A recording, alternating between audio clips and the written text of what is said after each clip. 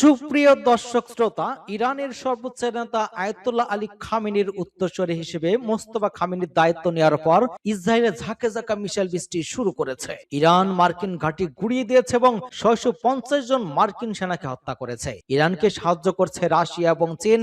ইরানের হয়ে লড়ে যাচ্ছে হিজবুল্লাহ হুতিরা। কি মনে হয়, শেষ পর্যন্ত কি ইরান এ যুদ্ধে জয়লাভ করতে পারবে? এ সম্পর্কে আপনার মতামত কমেন্টস বক্সে লিখে জানান এবং শুরুতেই থাকবে সংবাদ শিরোনাম পরে বিস্তারিত। নতুন নেতৃত্বে ইসরায়েল এবার ঝাঁকে ঝাঁকে ক্ষেপণাস্ত্র হামলা চালালো ইরান। আরো বিস্তারিত জানিয়ে দিব। ইসরায়েলের হাইফা নৌঘাঁটিতে বড় আকারের হামলার দাবি হিজবুল্লাহর। ট্রাম্পের হুমকির পরও ইরান যুদ্ধে যোগ দিচ্ছে না ব্রিটেন। আরো জানিয়ে দিব, রাশিয়ার সঙ্গে ইরানের সামরিক সহযোগিতা চলমান, বললেন ইরানের পররাষ্ট্রমন্ত্রী। ইরাকে 2টি মার্কিন স্থাপনা নিশানা করে ড্রোন হামলা। ভারতকে চীনের মতো শক্তিশালী হতে দেবে না যুক্তরাষ্ট্র। যুদ্ধ হচ্ছে ইরানে, কিন্তু কঠিন বিপদে পড়েছে পাকিস্তান। এবং সর্বশেষে জানিয়ে দিব, ইরানের হামলায় হতাহত 650 মার্কিন সেনা, পালিয়েছে রণতরী আব্রাহাম লিঙ্কন। এতক্ষণ শুনছিলেন সংবাদ শিরোনাম বিস্তারিত। তবে তার আগে অনুরোধ থাকবে, এই ভিডিওতে একটি লাইক দিন এবং কমেন্টস করে জানিয়ে দিন আপনি কোন জেলা থেকে বা কোথা থেকে আমাদের সাথে যুক্ত রয়েছেন। এবং সংবাদের সর্বশেষ গুরুত্বপূর্ণ আপডেট পেতে চ্যানেলটি সাবস্ক্রাইব করে আমাদের সঙ্গেই থাকুন। ধন্যবাদ। নতুন নেতা মোস্তফা খামেনির অধীনে ইসরায়েলের দিকে ইরানের এবার ভয়াবহ ক্ষেপণাস্ত্র হামলা। ইরানের নবনিযুক্ত সর্বোচ্চ নেতা মোস্তফা খামেনির নির্দেশনায় প্রথমবারের মতো ইসরায়েলের ভূখণ্ডে লক্ষ্য করে সরাসরি ক্ষেপণাস্ত্র নিক্ষেপ করেছে ইরান। সোমবার ওই হামলা চালানো হয় বলে নিশ্চিত করেছে ইরানের রাষ্ট্রীয় গণমাধ্যম। সাবেক সর্বোচ্চ নেতা আয়াতুল্লাহ আল খামেনির উত্তরসূরি হিসেবে মোস্তফা খামেনির দায়িত্ব গ্রহণের পর এটি তার শাসনামলে ইসরায়েলের বিরুদ্ধে তেহরানের প্রথম বড় ধরনের সামরিক পদক্ষেপ। ওই হামলার মধ্য দিয়ে মধ্যপ্রাচ্যে চলমান উত্তেজনা এখন নতুন এবং ভয়াবহ মোড় নিলে বলে মনে করছেন আন্তর্জাতিক রাজনৈতিক বিশ্লেষকরা। ইরানের রাষ্ট্রীয় সম্প্রচার মাধ্যম IRIB তাদের অফিসিয়াল টেলিগ্রাম চ্যানেলে দেয়া এক বার্তায় ওই ক্ষেপণাস্ত্র হামলার খবরটি প্রকাশ করে। এই প্রচারণার অংশ হিসেবে IRIB একটি বিশেষ ক্ষেপণাস্ত্রের ছবিও জনসম্মুখে প্রকাশ করেছে, যা বর্তমান সামাজিক যোগাযোগ মাধ্যমে ব্যাপক আলোচনার জন্ম দিয়েছে। প্রকাশিত ছবিতে দেখা গিয়েছে যে ক্ষেপণাস্ত্রটির গায়ে বিশেষভাবে লেখা রয়েছে, আপনার সেবায় প্রস্তুত সাইয়েদ মোস্তফা। এই বার্তার মাধ্যমে মূলত নতুন নেতার প্রতি সশস্ত্র বাহিনীর আনুগত্য এবং তার অধীনে ইসরায়েল বিরোধী কঠোর সামরিক অবস্থানের বহিঃপ্রকাশ ঘটানো হয়েছে। তেহরানের ওই আকস্মিক এবং শক্তিশালী আক্রমণ ইসরায়েলি প্রতিরক্ষা ব্যবস্থায় এক ধরনের বড় চ্যালেঞ্জ হিসেবে আবির্ভূত হয়েছে। মোস্তফা খামেনির নেতৃত্বে ইরানের একটি নতুন সামরিক রণকৌশল ইঙ্গিত দিচ্ছে যে পূর্ববর্তী প্রশাসনের তুলনায় তিনি আরো বেশি আগ্রাসী ভূমিকা পালন করতে পারেন, বিশেষ করে মধ্যপ্রাচ্যে ইরানের প্রভাব বজায় রাখতে এবং ইসরায়েলি কর্মকাণ্ডের জবাব দিতে। মোস্তফা খামেনি সরাসরি সামরিক শক্তি ব্যবহারের পথ বেছে নিয়েছেন। ওই ঘটনার পর পুরো অঞ্চল যুদ্ধের দামামা আরো প্রকট আকারে বাঁচতে শুরু করেছে এবং বিশ্বনারা তার পরিস্থিতির উপর গভীরভাবে নজর রাখছেন। ইসরায়েলের হাইফা নৌঘাঁটিতে বড় আকারের হামলার দাবি এবার হিজবুল্লাহর। ইসরায়েলের হাইফা নৌঘাঁটিতে দেশটির উত্তরাঞ্চলে বেশ কয়েক শহরে নতুন করে হামলার দাবি করেছে লেবাননের সশস্ত্র হিজবুল্লাহ। গোষ্ঠীটির পক্ষ থেকে বিবৃতি দিয়ে এসব হামলার কথা নিশ্চিত করা হয়েছে। বিবৃতিতে হিজবুল্লাহ জানিয়েছে তারা ইসরায়েলের উত্তরে মিসগাব ঘাঁটিতে রকেট হামলা চালিয়েছে। পৃথক বিবৃতিতে জানিয়েছে হিজবুল্লাহ যোদ্ধারা উন্নত ক্ষেপণাস্ত্র দিয়ে ইসরায়েলের হাইফা নৌঘাঁটিতে হামলা করেছে। এর আগেও ওর একই লক্ষ্যবস্তুতে হামলা চালিয়েছে বলে উল্লেখ করা হয়েছে। হিজবুল্লাহ আরো জানায়, লেবাননের দক্ষিণ অঞ্চলে ইসরায়েলি বাহিনী যেসব অঞ্চলে হামলা চালাচ্ছে তার জবাবে হিজবুল্লাহ হামলা চালিয়ে যাচ্ছে। এদিকে লেবাননের দক্ষিণাঞ্চলের হিজবুল্লাহর হামলায় ইসরায়েলি 2 সেনা সদস্য নিহত হয়েছেন।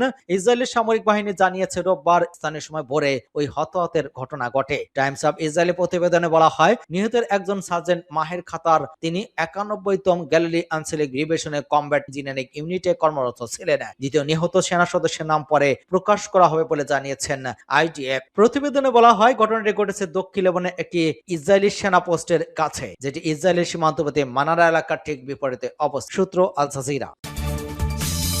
ট্রাম্পের হুমকির পরও ইরান যুদ্ধে যোগ দিচ্ছে না ব্রিটেন। ইরানে যুক্তরাষ্ট্র এবং ইসরায়েলের যৌথ হামলায় যুক্ত না হওয়ার সিদ্ধান্তে অটল ব্রিটিশ প্রধানমন্ত্রী কিয়ের স্টারমার।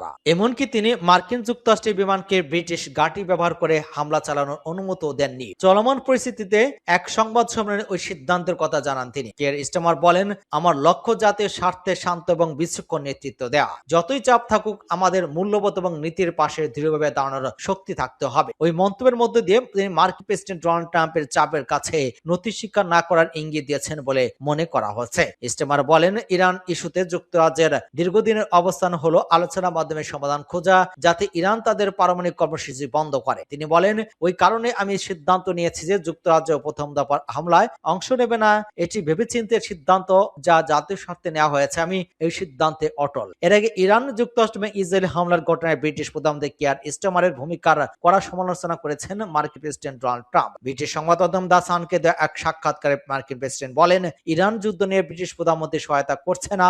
আমি কখনো ভাবিনি এমনটা দেখব। যুক্তরাজ্যের কাছে এমনটা কখনো আশা করেনি। আমরা যুক্তরাজ্যকে ভালোবাসি। ইরানের বিরুদ্ধে যুদ্ধে সমর্থন না দেওয়ার কিয়ার স্টারমার মুসলিম ভোটারদের খুশি করার চেষ্টা করছেন বলে অভিযোগ করেন ডোনাল্ড ট্রাম্প। তিনি সতর্ক করে বলেন, ব্রিটেন এখন আর আগের মতো নেই।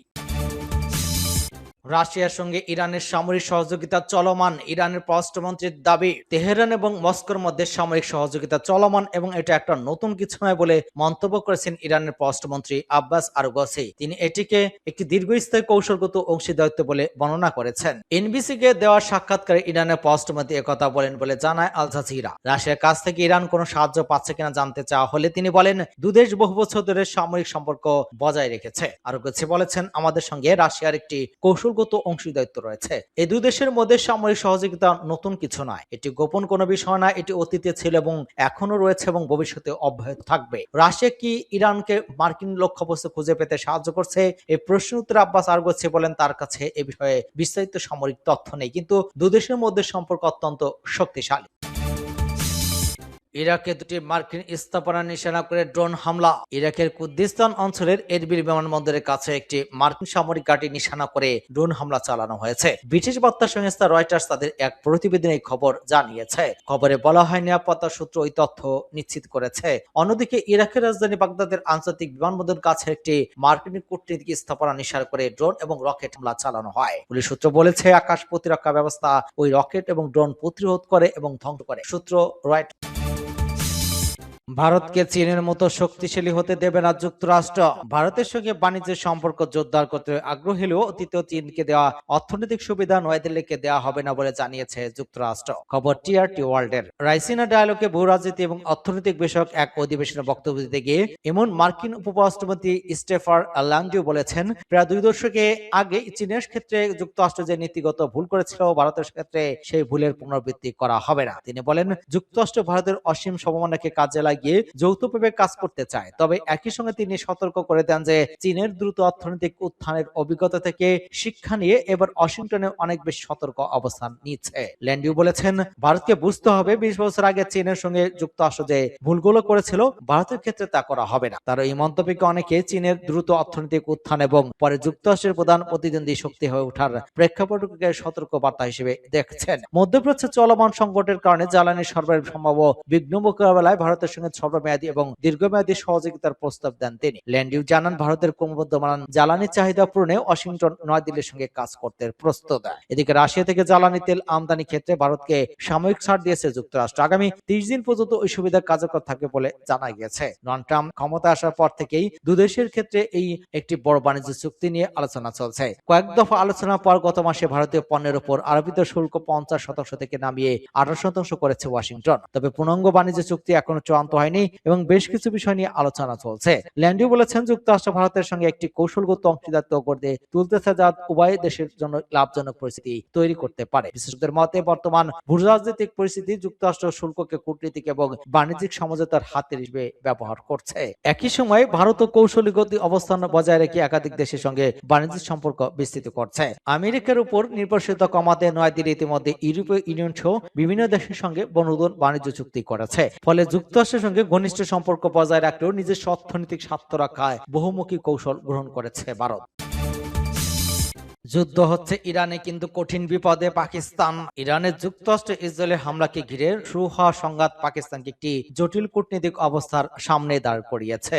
একদিকে প্রতিবেশী ইরানের সঙ্গে দীর্ঘ সীমান্ত এবং সম্পর্ক, অন্যদিকে সৌদি আরবের সঙ্গে প্রতিরক্ষা চুক্তি। এই দুই বাস্তবতার মাঝে ভারসাম্য রক্ষা করে এখন ইসলামাবাদকে বড় চ্যালেঞ্জ হয়ে উঠেছে। পাকিস্তানের সঙ্গে ইরানের প্রায় 900 কিলোমিটার দীর্ঘ সীমান্ত রয়েছে। একই সঙ্গে সৌদি আরব সহ উপসাগরীয় বিভিন্ন দেশে পাকিস্তানের লাখ লাখ শ্রমিক কাজ করেন। ফলে মধ্যপ্রাচ্যে মধ্যকালীন সংঘাত বাড়লে তার প্রভাব সরাসরি পাকিস্তানের উপর পড়তে পারে বলে আশঙ্কা করা হচ্ছে। গত বছর সৌদি আরবের সঙ্গে পাকিস্তান একটি পারস্পরিক প্রতিরক্ষা চুক্তি করে। ওই চুক্তিতে বলা হয়েছে এক দেশের উপর হামলাকে দুই দেশের উপরে হামলা হিসেবে বিবেচনা করা হবে। এই বাস্তবতা ইরান যদি সৌদি আরবে হামলা বাড়ায় তাহলে পাকিস্তানের অবস্থান কি হবে তা নিয়ে দৃষ্টিতে আলোচনা বাড়ছে। এখন পাকিস্তান মূলত কূটনীতিক তৎপরতার মধ্যেই সীমাবদ্ধ রয়েছে। ইসলামাবাদ ইরান সৌদি আরব সহ দুই দেশের সঙ্গে সম্পর্ক বাড়িয়ে উত্তেজনা কমানোর চেষ্টা করছে। বিশেষজ্ঞদের মতে পাকিস্তানের জন্য সবচেয়ে বড় বাস্তবতা হলো ইরানকে সরাসরি প্রতিক্রিয়া হিসেবে কর দেখা কঠিন, কারণ দুই দেশের মধ্যে দীর্ঘ সীমান্ত বাণিজ্যিক সম্পর্ক এবং রাজনৈতিক যোগাযোগ রয়েছে। এদিকে ইরানের সর্বোচ্চ নেতা নিহত হওয়ার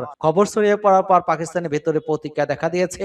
দেশের বিভিন্ন স্থানে বিক্ষোভ হয়েছে এবং সাম্প্রতিক উত্তেজনা বাড়ার আশঙ্কা তৈরি হয়েছে। পাকিস্তানে উল্লেখযোগ্য সংখ্যক শিয়া মুসলিম বসবাস করায় পরিস্থিতি আরো সংবেদনশীল হয়ে উঠেছে। বিশেষজ্ঞদের ধারণা পাকিস্তান সরাসরি যুদ্ধে জড়াতে চাইবে না, তবে পরিস্থিতি তৈরি হলে সৌদি আরবকে আকাশ প্রতিরক্ষা বা সীমিত সামরিক সহায়তা দিতে পারে।